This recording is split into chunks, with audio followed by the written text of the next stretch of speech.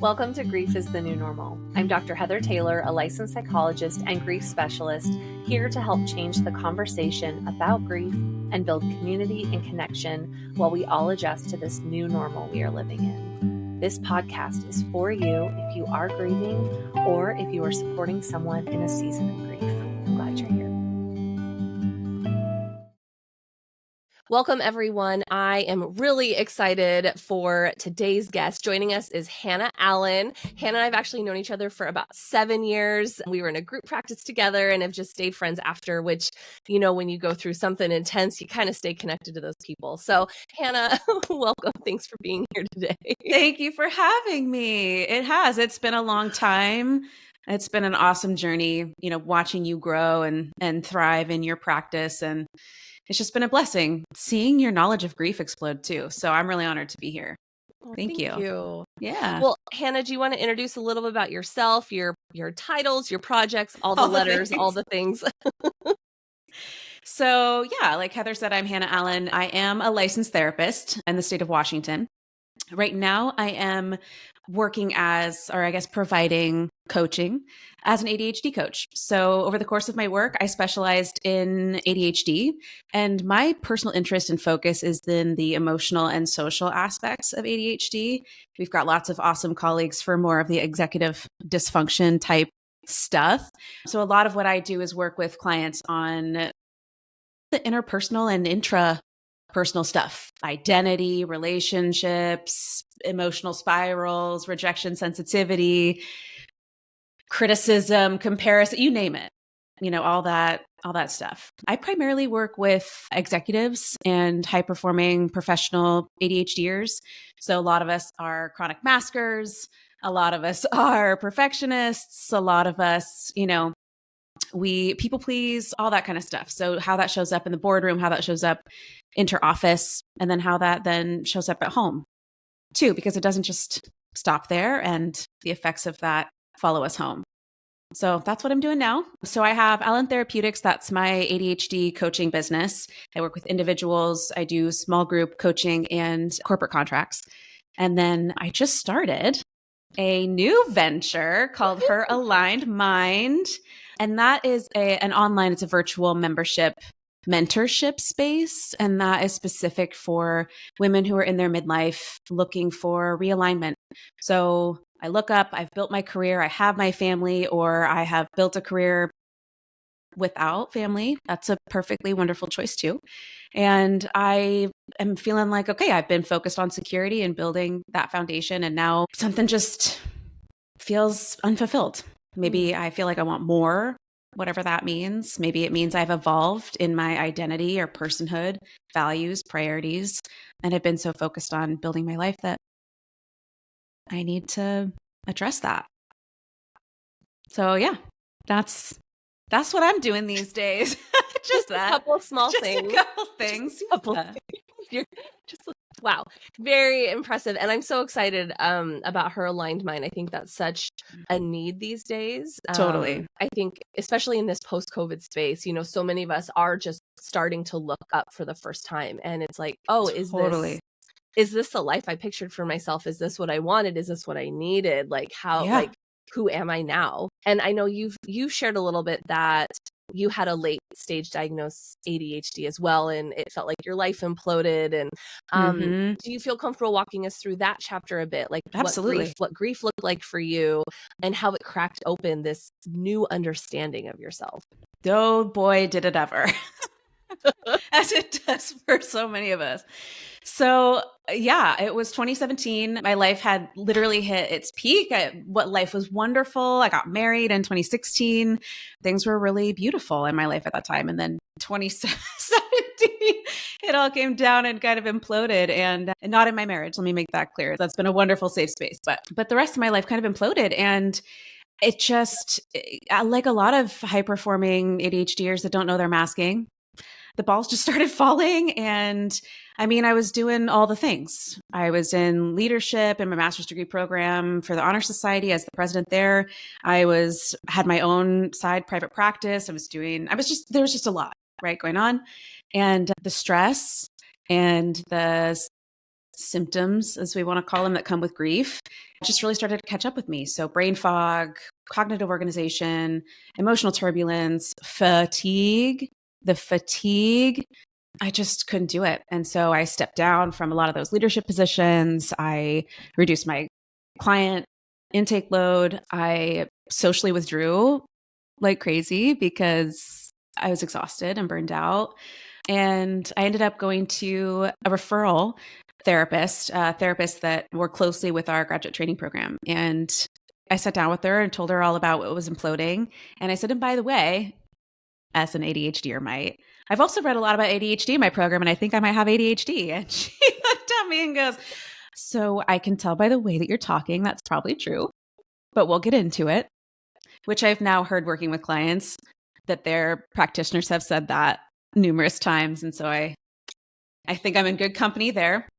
But yeah, we did a pretty casual but thorough evaluation, started with medication, which was a difficult experience for me, actually. It wasn't a great fit off the bat.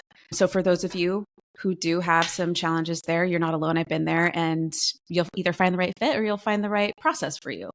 And then life kept unfolding. So for me, the diagnosis really came as a result of actually grief, to be honest with you, coming in and trying to address that, and then discovering that there was more to the story than met the eye. It's wild how the impact of grief, it opens up all these other doors that we didn't realize, because our brains are literally trying to rewire itself. And when there's glitches that maybe we've been able to mask or compensate for a whole life, and it's like it's not firing in the way that it needs to, and it's just so overwhelming and isolating and disorienting, and you're like, I mean, I know I'm grieving, but like something feels wrong and just not language for it, right?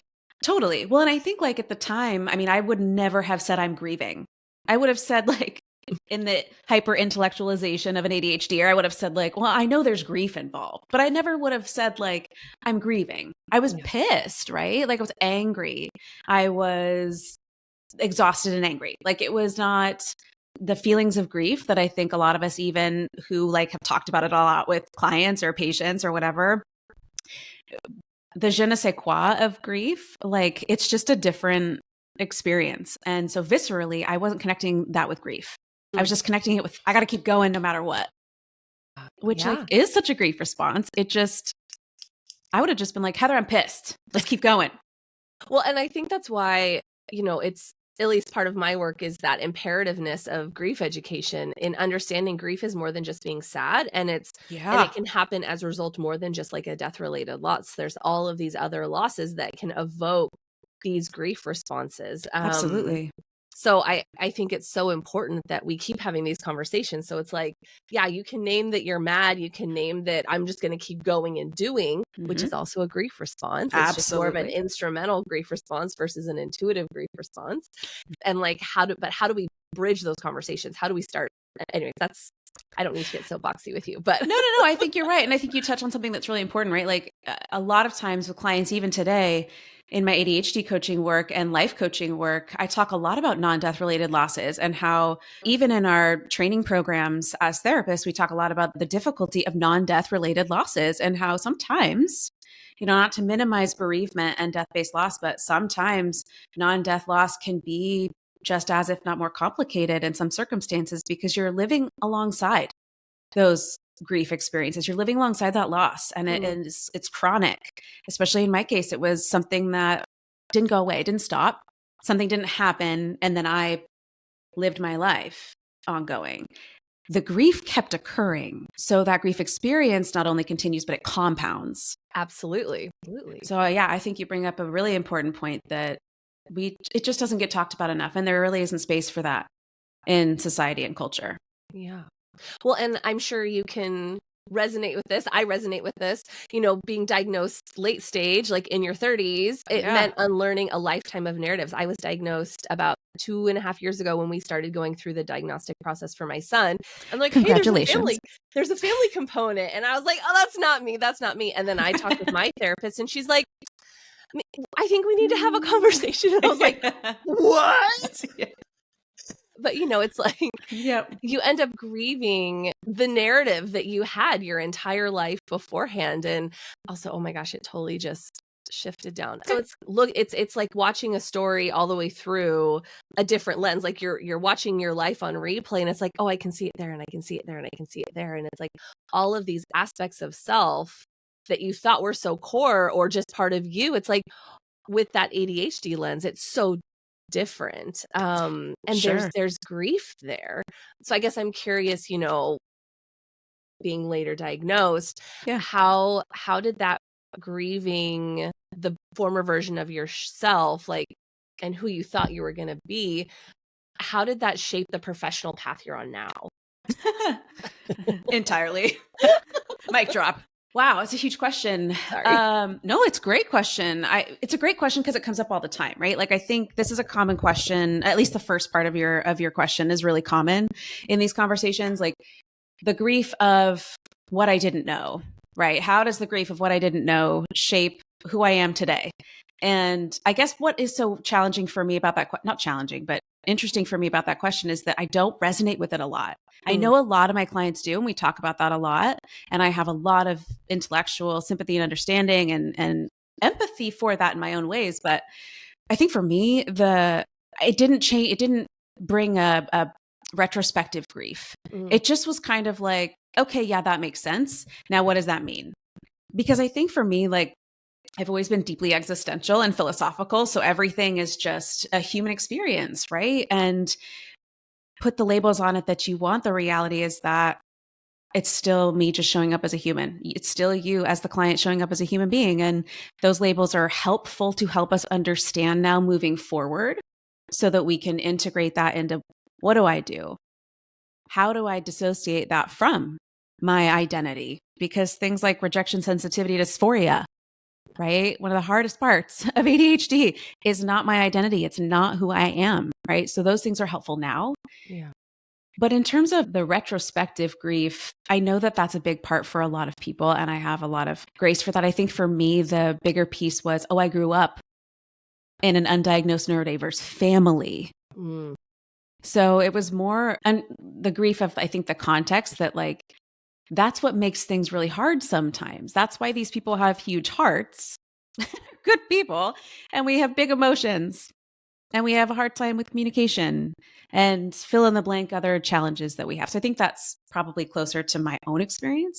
And obviously, as I said, I specialize now in the social and emotional parts of ADHD. So, put two and two together. But it certainly, that diagnosis made a lot of things make sense. And before I specialized in that, even in my clinical work, before my now non-clinical coaching work,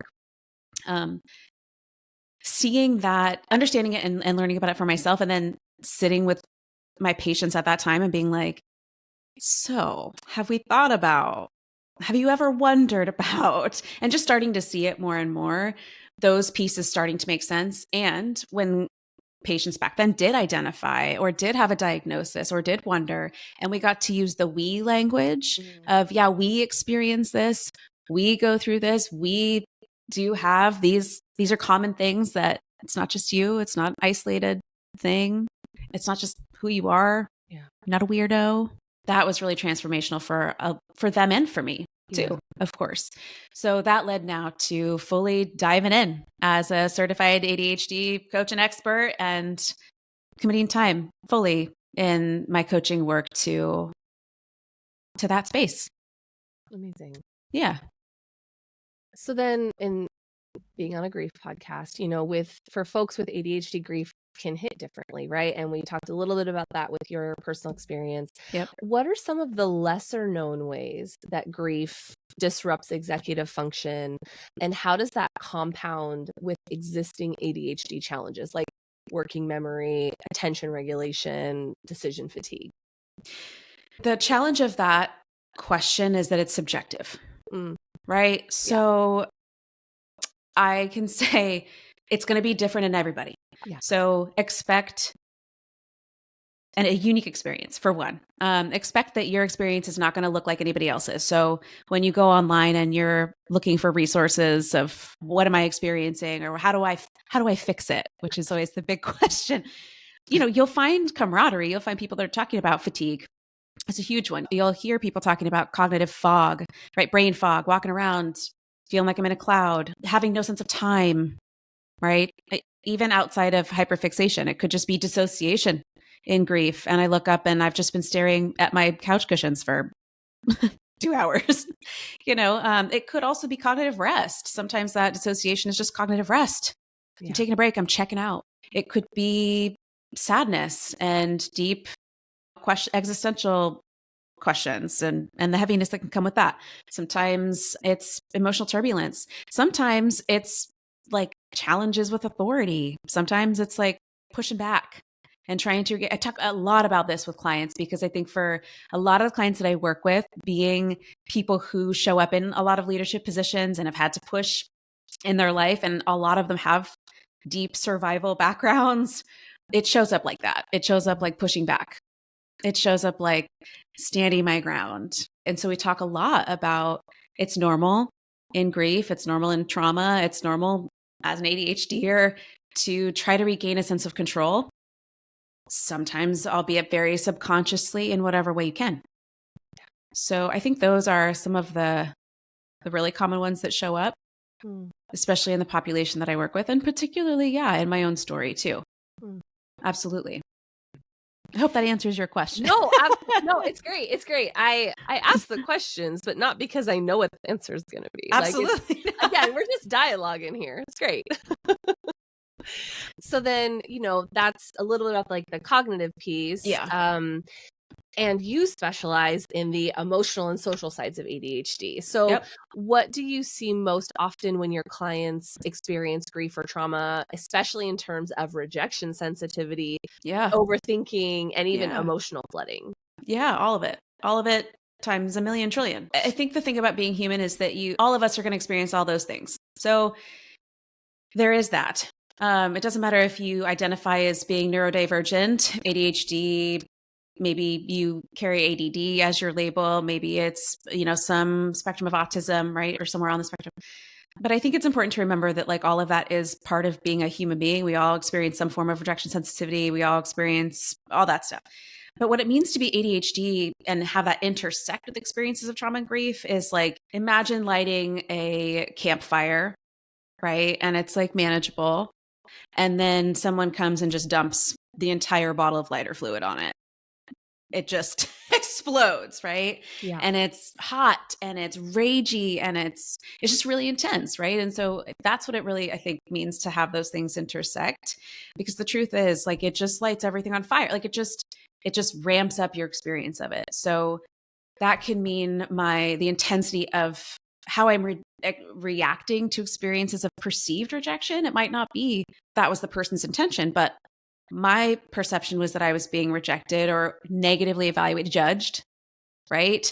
It might be that, or excluded. It might be that my desire to just not deal with anybody and come home, go to work, or work at home and close my laptop, or put the kids to bed and just zone out and watch Friends for the 25th time.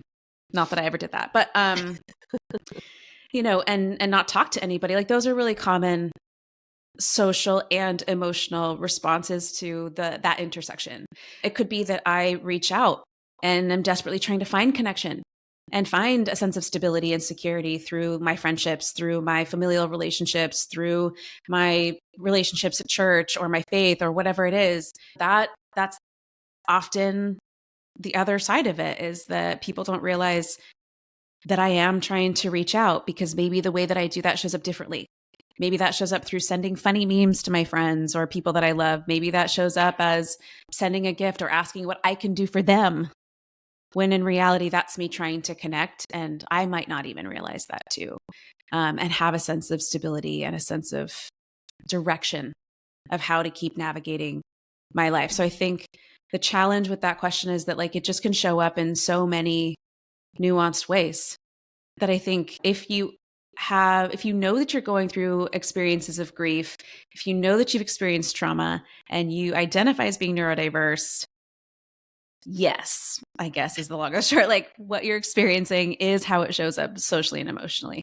So don't worry. I guess I would encourage a client to not so much worry about how it's supposed to show up or what to look for, but just to find somebody to talk about your experience with, because that's how it's showing up for you. And that's what's really important. And there are things that can help, but mostly a lot of it's being seen.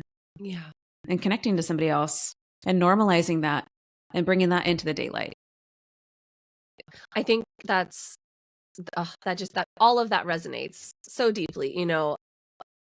I think so often we feel isolated in grief, regardless of neurodivergence. And so talking through that continued like stretching out of the hand, like I might be reaching out and sending the memes or offering to bring coffee when really it's like, I need to connect. I need to feel seen.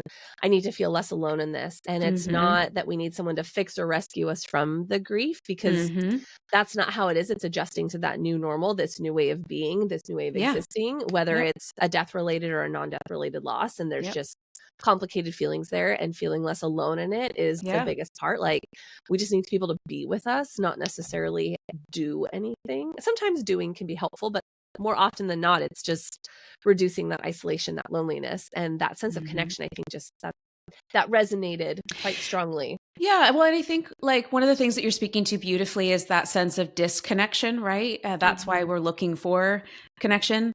And what comes up a lot, and what I think is, if not the most, certainly one of the most Googled parts of being neurodiverse, is this feeling of disconnection, this feeling of being other than in the world. When you're walking around or you're living your life already feeling kind of on the outside of the house and everyone else is on the inside of the house, and you can't quite figure out how to get in there, you bring this experience to the table, and now you've multiplied that by 10x, if not more. And so I think sometimes it's just really the straw that breaks the camel's back. And so it's easier to socially withdraw, or it's easier to focus on you and help you through whatever you're going through, because I'm just now even further away from being on the inside of the house, right, than ever before. And I'm sick of it before I go through the grief and the loss and the trauma. And I've been trying to get in the house before all that happened. And so sometimes it's just that feeling of disconnection, isolation, loneliness, other than-ness, right? It can be really hard. I sometimes use the metaphor. This actually came out of talking about it with a family member when they were like, do you think I'm neurodiverse? And because all my friends are diagnosed. And I said, it's kind of like being in the world and you are green, right? Your skin is green and you're walking around the world, and all of a sudden, you're looking around and everyone else is purple. And, as you're going through it, there are it's funny that the people that you connect with are the green people. You don't really know why. You just notice that just seem to have your same vibe. But the reality is that there's probably 3 green people to every 50 purple ones. So that's few and far between sometimes. And your community is sometimes pretty small. And that can perpetuate feelings of sadness or isolation or disconnection or otherness. And then to your point, you bring the grief wrecking ball in. And as neurodiverse people, sometimes your pain is overwhelming for me. So I might actually fall out of the loop when you're going through grief, because I'm experiencing what we call vicarious grief. And I'm in so much pain because you're in so much pain and I don't know what to do. And so now my 3 green people might be 2 green people, me and one other, or maybe even it's just me now, right? And so that intersection can be incredibly powerful, no matter how you slice the pie. Yeah, that's really interesting. The vicarious grief, or the feeling overwhelmed by someone's own, because there's just this higher sensitivity there with neurodiverse folk. I think that's a really interesting point, and how, because there's so much going on internally, it's almost like we don't know what to do with ourselves, and so we do withdraw at times, or can withdraw at times. No, I think that's I think sometimes too there's that projection that, which is normal. Let's just normalize some projection here. There's sometimes that projection that if I were in your shoes, I would want to be left alone. And so through that excess of empathy, I'm genuinely trying to do something that is thoughtful and be actually quite conscientious when that might not actually be what you need, or the reciprocal being true. That might not be what I need. And so I interpret that as rejection, or I interpret that as being too much in my grief, or fill in the blank other narrative that comes up. So I think that's a really important part of the conversation, both in just the pure grief conversation, but certainly as it intersects with neurodivergence. Yeah. I love this thread, and I'm going to pivot us a little bit just because, again, you do exist in so many different buckets. So I want to tap into the hand of knowledge while we have you here. So with, some of the work you work with a lot of high achieving execs, especially high achieving women. And in the neurodiverse realm, masking is a very common coping strategy, and some of us are experts at it. Yep. And when grief comes in, it can kind of strip all that away. So I guess, what do you hear often about the disorientation of unmasking, especially when grief is kind of blocking typical coping strategies? Yeah, I love this question. And I guess I would, as I think about the question, I guess what really stands out to me is that my ADHD brain splits that question into two contradicting answers, because on the one hand, that's absolutely true. That's absolutely true that that grief comes in sometimes and rips that mask away from you. And then I think sometimes when you're walking through grief, loss, chronic stress, whatever, masking is one of those coping strategies. So sometimes we cling to our mask, we don't realize we are necessarily, but sometimes that's an important part of going through the journey. It's the little bit of control you feel you have. Sometimes it's just a survival mechanism. It's just a way to okay, I need to show up and still see my clients. I still need to show up and write that report or give that lecture or whatever it is. And I can't come in as a hot mess with my rage on my face or my tissues in my hand. I gotta not pull up myself by my bootstraps. That's not the psychology, but it's almost putting on a cloak of empowerment. It's a way to let my authentic self come through, even though, yes, I am masking, because my grief is a part of my authentic self, but it isn't just my authentic self. And this is something that comes up a lot with clients and it's so beautiful to watch clients get this aha and then let that be true in their life. Masking does not equal inauthenticity. So my taking off of my mask in grief, or my mask getting ripped off of me, yes, that is authentic and it allows my authentic self to come through. However, my masking is not me showing up inauthentically or disingenuinely. And both are necessary strategies and honestly just kind of built-in parts of the process of navigating grief with neurodivergence. Yeah. So someone like myself, I'm conscious that I'm wearing those masks. I'm conscious that I'm role playing. I know that. And that for me is how I compartmentalize. And I know that those are the terms for what I'm doing.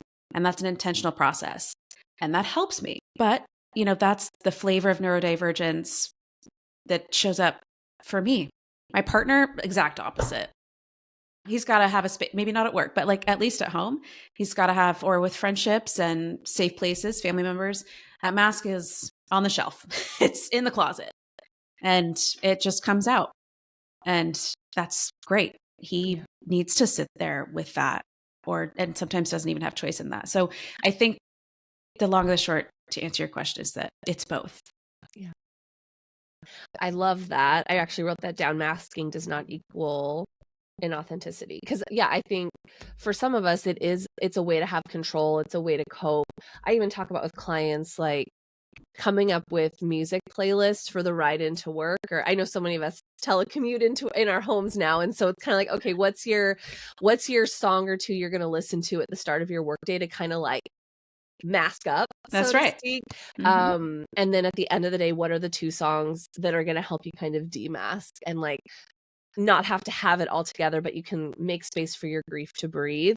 But while we're at work, it's you're right. We have to have the different hats on, whether it's we're lecturing, we're a nurse, and we've got to do blood draws, we have to write reports, things like that. We all have jobs to do. And sometimes we do need those different strategies to help us feel contained or masked in order to like adult the way that we need to, like even just a stay-at-home parent, like, okay, I need to listen to a couple songs, or maybe during the middle of the day, like I listen to a book on tape that just kind of helps get me out of my head and into a different story so that I can re-engage with what's happening around me, because it's just, my grief feels so big, my feelings feel so big, and I'm struggling holding it all together. Yeah, absolutely. I think there are two things that come to mind. One is just the role of, to be quite frank, like manipulating your brain chemistry. Like part of it is like, how do I still get dopamine in constructive ways? And, you know, it's hard enough when we're living our best life as neurodiverse people. And then you come in with a freight train, of course, like all of those neurotransmitters are going to struggle. And neurocommunication is going to struggle. So like, yeah, part of it is like, listen to the songs that you like, because it makes you get the things you need. Eat the breakfast sandwich that used to be for special occasions, or like whatever. I don't care what it is. Get yourself a special drink today because I feel it extra. Like there is actually a really constructive reason for that. It isn't just the colloquial idea of self-care and being kind to yourself. That's good. And I even brought a little book on self-compassion to like, those are really important and really good things. But the reality is that your brain also, and your body, your nervous system as well, need some of those things too. And you're not going to necessarily feel that, right? Because we're a lot of times we think so much. I heard on NPR once this neuroscientist from a different country talking about how Americans are really obsessed with the brain, right? Like we think so much with our brain and about our brain that we aren't thinking about those other parts. Yeah. I think the other part that I wanted to touch on was just the performative aspect of masking, because I think why sometimes, even as neurodiversity affirming people and practitioners and all of that, I think sometimes we get sucked into the trap of talking about masking or thinking about masking as performing.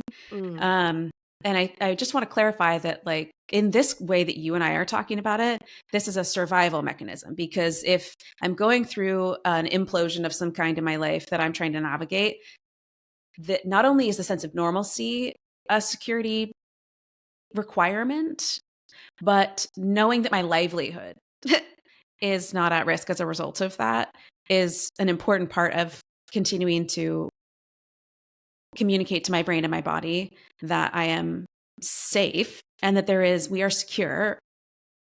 And therefore I can go through the emotional aspects of grief. Because if I have to deal with the functional parts, if that's leading to a potential, or is the result of a job loss, or, you know, some other livelihood impending catastrophe, then I have to deal with those functional parts first. That's just how it works. And I don't have the luxury of going through those emotional parts. So sometimes masking also is not just a way to feel like you've got some control emotionally and to navigate the social dynamics in a way that gives you some kind of a blueprint, but also sometimes literally makes you feel like you are protecting your livelihood too. So I think there's a lot to it. Well, and I would add in, what was coming up for me is like remembering that time is a resource. Because I think so often, I mean, and you know, Taylor Swift, she did her interview. I don't know when our episode is going to air, but she just did her interview announcing her new album. And one of the big clips is like, your time is a luxury. Like, don't spend it on things, like, I'm summarizing, but don't spend it on things that aren't worth it. Like that is your currency. And so I think when we're grieving, time to fall apart, time can be a luxury. And so we do need, like you said, it's a survival strategy to use masking, because we need the time to fall apart. And if it's going to put our livelihood at risk, like, then we can't, it's too high of a cost. So we have to wait until we have the time. Yeah, absolutely. Yeah. Or capacity. Yes. Or capacity, whichever comes first. All the things. Okay. So your platform, Her Aligned Mind, it's just such a beautiful shift from productivity to presence. I just love it. We're going to take a quick pause for an ad for today's episode. Take a listen. Are you a healthcare provider who's worked with grieving patients? We want to hear from you. This study, Grief Training and Education in Healthcare, an exploratory study, is inviting healthcare professionals across disciplines, medicine, psychology, social work, nursing, occupational therapy, physical therapy, naturopathy, and more, to complete a 30-minute anonymous survey exploring attitudes towards grief and perceived preparedness to support grieving patients. Your insight will help shape future grief education in healthcare and inform best practices across professions. Participation is voluntary and anonymous, and you can complete the survey online. Please visit our website to learn more and take part in this important study. Together, we can move toward more grief-informed care. Thank you. How do you help women from just functioning to feeling more aligned, even when they're still actively grieving? Yeah. So just for our listeners, just to clarify, the Her Aligned Mind platform is not specific to the neurodiverse community. So if you're looking for neurodiverse specific support and you want to be in community or talk with someone about that specific stuff, the Allen Therapeutic side is your neurodiverse go-to resource. Her Aligned Mind, as you were speaking to beautifully, Heather, is really about coming together as women in midlife to essentially, like, as they say, own our second act, right? Like, I used to hate that, and now I love it. Okay, remind me of your question, because in separating that out, I forgot. You're good. How do you help women move from just functioning to feeling aligned, even when they're still actively grieving? Got it. So a lot of times, how Her Aligned Mind came to be actually came out of the work I was doing with women in the neurodiverse community. And we were doing a lot of, I just for a little while had a big patch of time where a lot of women in midlife were contemplating, is this the right marriage for me? Is this the right job for me? What am I going to do as my kids, are leaving the house and going off to college, et cetera, et cetera? What do I do? The friendships that I have are great friendships, but I'm feeling like maybe I have different interests now than I did when I built this community or whatever it is. There was just a lot of that. So we started going back to the basics. Okay, do we even know what we care about now? Like, genuinely, you've been focused so much on like the work of building your life and building that foundation that you cared about a lot of those things. You were doing what you're supposed to do in your 20s and 30s, which is to build the foundation of your life so that hopefully in midlife and beyond, you can enjoy the fruits of that stability. Like that's the capitalistic goal, whatever you want to exacerbate from that. And so a lot of us look up and we don't actually know. We'll say things like family, community. Those are my top values. And I believe you that they are in your list. But 9 times out of 10, when we actually sit down and do a values exercise, security has been at the top of that list. And that makes sense. That's why our life has been focused on creating stability and creating comfort. Those things that we have to be able to be in the luxury of the confusion we're in now. So a lot of times when women realize, oh my gosh, yeah, like I'm actually now growth focused. Like I'm focused on evolution and growth and becoming in a more emotional and spiritual and whatever internal way, and investing in that, on figuring out who I am, and then how to use that in relationship to the world around me. Yeah, like I've been serving this past concept of security, and yeah, like it does not feel quite right when I'm trying to focus on the future. So it's not that security is no longer important, it just is lower on the list, right? So it triages down and something else triages up, something like inner harmony, right? Or community or whatever it is. Like oftentimes it's a few common top ones. And once we have that awareness and how that then shows up specifically in your way, things like freedom, inner harmony, community, like they show up very specifically in each of us. And the why is so specific for each of us that once we have that nailed down, we can figure out then how to build the rest of it. So a lot of it really came from like, what do we even care about now? And what is that telling us about how we've evolved? And then the second part actually is kind of going through the grief, because the reality is that now that I know that, oftentimes I'm going to have to let other things go, right? And pivot, or at least let some of those other things fall into the fringe or the peripheral. And my attention, because it is limited and it is expensive, goes to the things that are most important. And that might mean my identity as a caregiver for a lot of us as women too, right? A lot of us have been conditioned or have taken on that identity as caregiver. And so that means focusing so much on the external and focusing a lot on others' development and stability, that then the grief actually of shifting that identity and that narrative and going inward with that and letting that be okay. And the grief of letting go of expectations that I thought that's not okay, or that's selfish, right? Yeah. For a lot of us is a huge next step in that process. And that is a subjective timeline.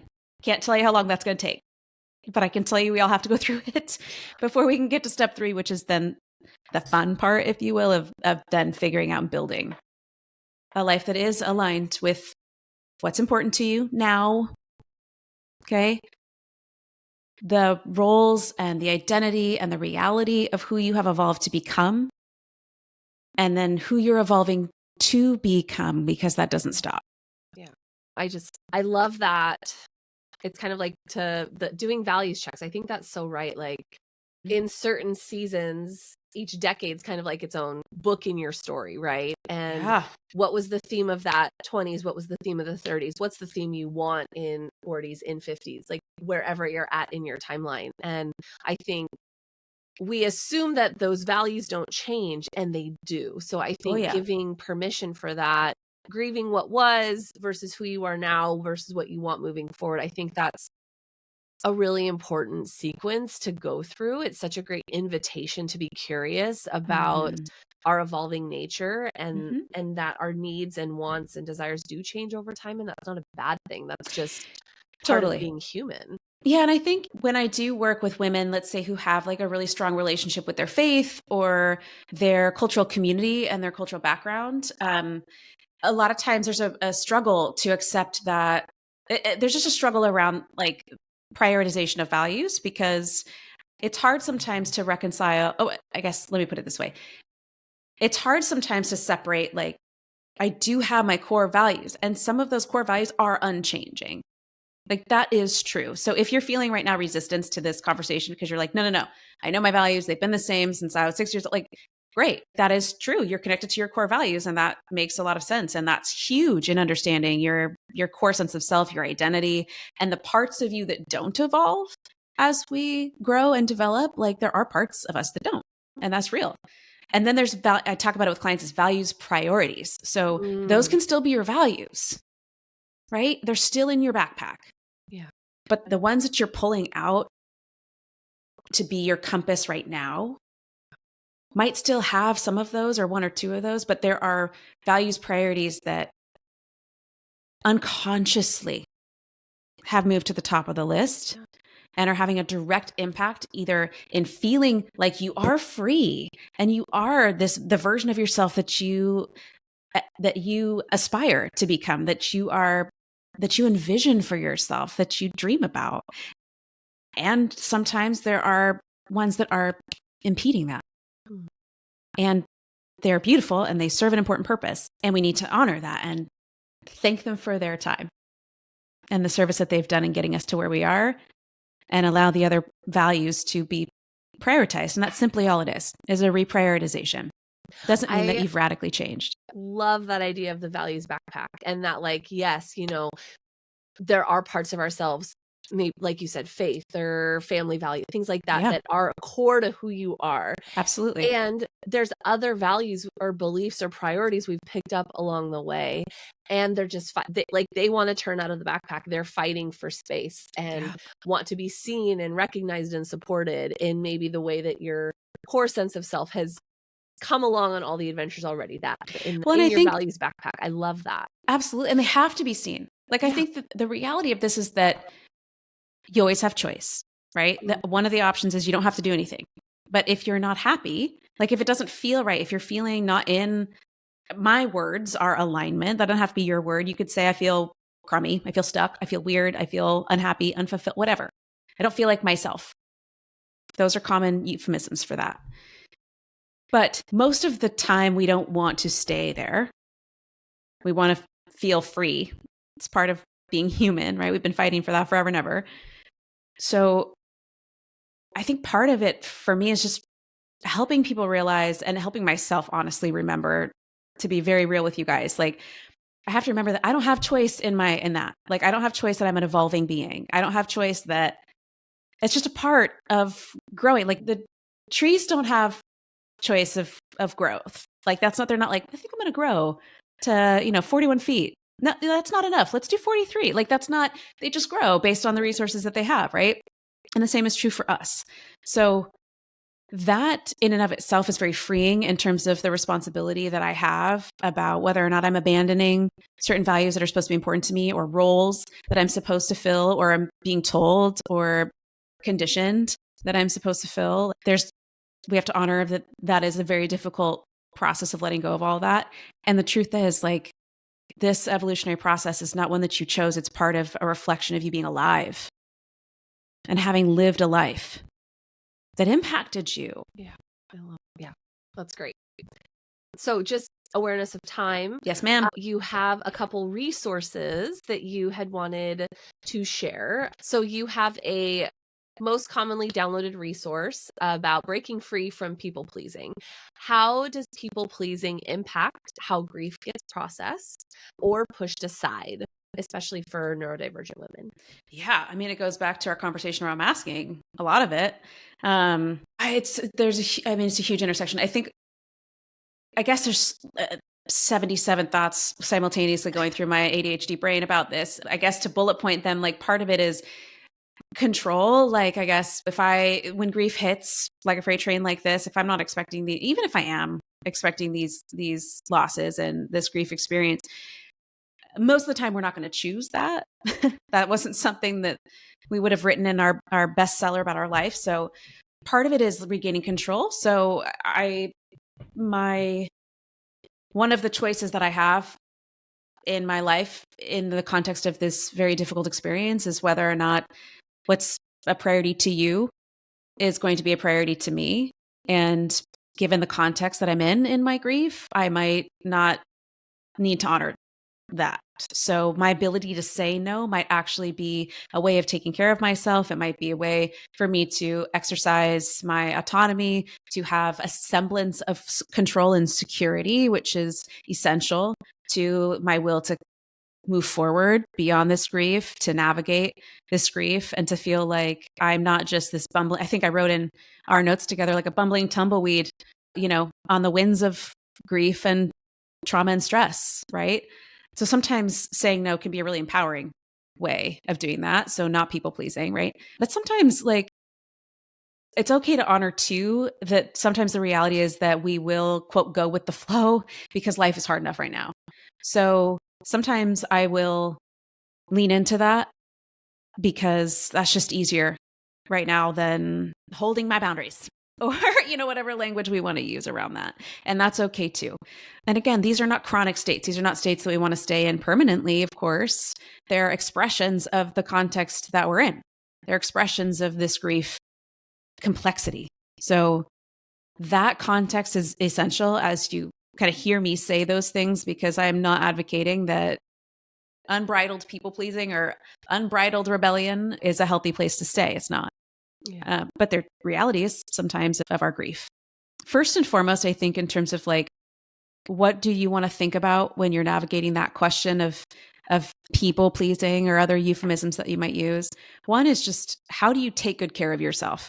That's really the language that I use with my clients, is like, in your life, the main question that I want you to ask forever and ever, no matter what you're navigating, is, in this circumstance, how do I take good care of myself? What is in my best interest? And let that be your North Star, because it's going to be different in every context. And it might be different every single time you ask that question. So it's okay if you look back and you're not happy with how you answered that question in a circumstance. Then we get to practice taking good care of ourselves through compassion. Yeah. and self-forgiveness and lightening that backpack of shame and expectation. But that's the only way to get through it, is how do you take good care of yourself and trust your judgment in doing that? I love that. Because you're right. That question's going to evolve over time, over the situation, over the context. I talk all the time, like, I'm such a context driven individual because there's so much nuance in the human experience. So how can we just make these broad assumptions, so you have to have the context. So I think that's such a helpful reminder of, like, how can I take care of myself in this moment with this grief experience, with this relationship, with this mask that I'm wearing today? Like, how do I still take care of myself in this moment? I think that's such a great reminder.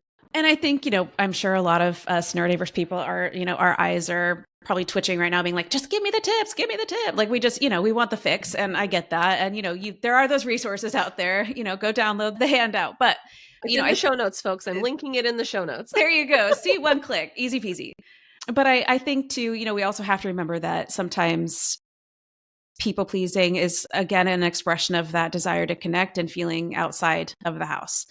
It's just so complex. And there's so many reasons why we do that if this is becoming a problem where it's burdensome for you, or it just doesn't feel right, or you don't know how to stop, like it becomes like it's compulsive. Like, I just don't know how to stop. I talk about the default mode with a lot of clients. Like, we just fall into our default mode, especially in times of grief.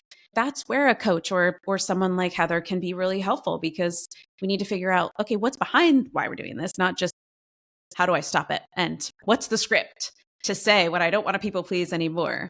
Those are important things. But if you don't know or have an idea of the why behind it, it's pretty hard to stop. Absolutely. So Hannah, as we wrap up today's conversation, what would you say are one or two takeaways you'd like listeners to leave this amazing chat with? Yeah. I think one, first and foremost, that there are a lot of people that really care about what you're going through. I know that in my experience of it, when I was talking about when I got diagnosed in 2017, there was about 3 or 4, if not 5 years or so of major traumas that were just, it was like a meteor shower of life implosions for a few years there. So it did feel like nobody gave a shit, to be honest with you guys, which was not true, right? That was my RSD in hindsight. And the narratives take over, because grief can be cancerous sometimes. So first and foremost, I want you guys to know, or listeners to know, that like, we really care. Those of us that are here offering support for you, it's not just a job, like we really care. And especially us neurodiversity affirming people, Heather, you being one of them, as a ADHD person who is also a doctor specializing in grief, we do get it. And you can show up however you show up. And that is A, normal, and B, perfectly valid. So the second thing I think is that people are a lot stronger and a lot more resilient than they give themselves credit for, myself included. I certainly know yourself included. I can say that as your friend. But I do think that's one of the biggest pieces to take away. You, most of the time, will not feel nearly as strong as you are. And you will not give yourself enough credit. That's part of the territory of both of these concepts of neurodiversion and grief. And the reality is that you just are.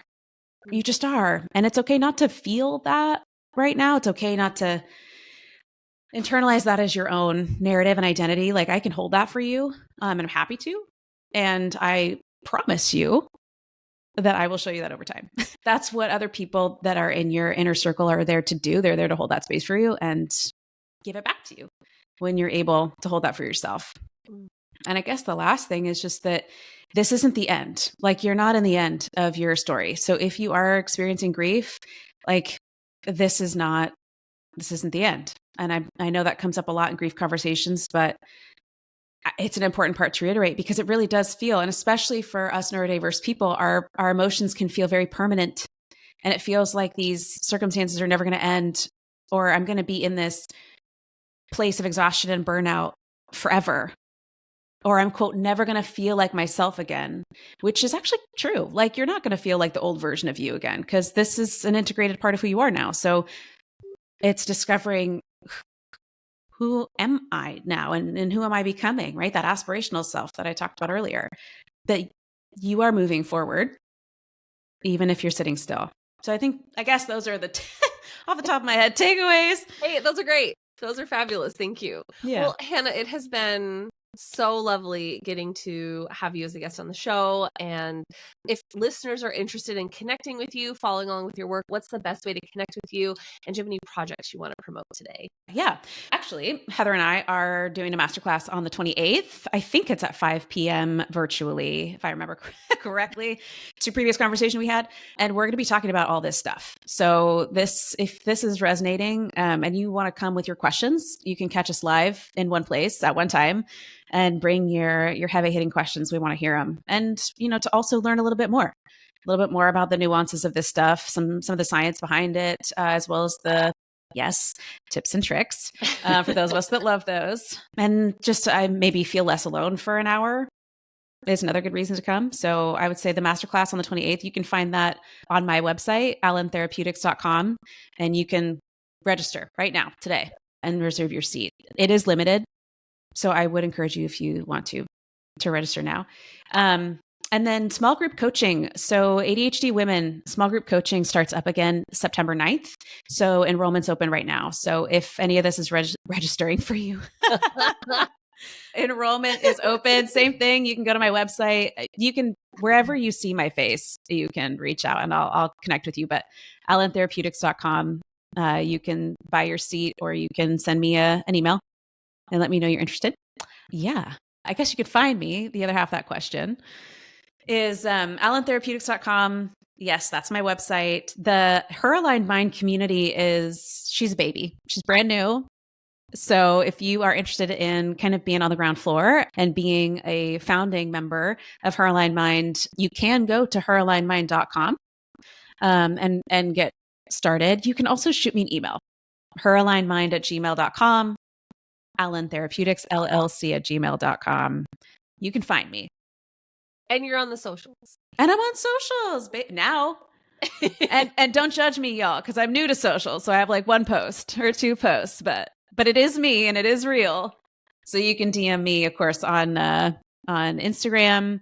I am on TikTok too, but I don't post there. So go to Instagram. It's Allen_therapeutics or at Her Aligned Mind. Either of those, that's me. Well, Hannah, thank you so much for being a guest. And it's just been so fun to reconnect with you in the last year or so. And I'm excited for all the things that you're doing and looking forward to working together in the future. Yeah, thanks for having me. This was so fun. I could talk to you. It could be a 6-hour podcast. We could talk forever. Thank you so much. This has been really wonderful, a really beautiful conversation. Thank you for the work that you're doing around grief, because there's just not enough.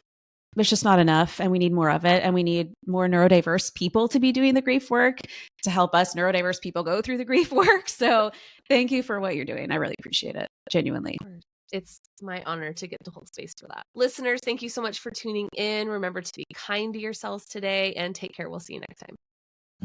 That's it for today's episode of Grief is the New Normal. If this conversation resonated with you or you think it might benefit someone else, please share it.